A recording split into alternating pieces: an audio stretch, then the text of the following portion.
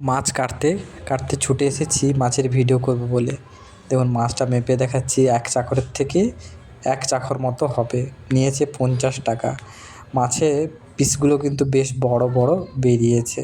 মাছটা দেখে ছোট মনে হচ্ছে কিন্তু মাছটা বড়ই আছে দেখুন। দুটো মাছ ম্যাক্সিমাম 7 পিস, 5 পিসের মতো বেরিয়েছে এই রকম বডি আর দুটো মাথা। কড়াইতে চাপিয়ে দিয়েছি।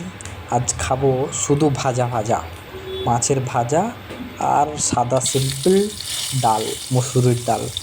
যে কেমন হবে বলুন তো, ভীষণ মজা হবে। মাছে নুন হলুদ মাখিয়ে দিয়েছি, এবার মাছ ভাজার পাল। এবার মাছটার জল অনেকক্ষণ ধরে ঝরে নিয়েছি, দিতে মাছটা কিন্তু খুব ভেঙে যায়নি, সুন্দর গোটাভাবে উঠে গেছে। আমাকে একজন বলেছিল যে মাছটাকে ঢাকায় রেখে অনেকক্ষণ ধরে জল ঝরিয়ে তারপর নুন হলুদ মেখে মাছটাকে ভাজতে হয়। কত সুন্দর দেখুন, পারফেক্টলি মাছটা উঠে গেছে। ভাত রেডি। এবার বাটিতে যাচ্ছে সিম্পল পাতলা ডাল আর মাছ ভাজা। উফ, জমে একদম মধু হয়ে গেছে। সঙ্গে একটু লেবু থাকলে ভীষণ মজা হতো, কিন্তু লেবু নেই। Tata, bye bye. সবাই ভালো থাকবেন, সুস্থ থাকবেন।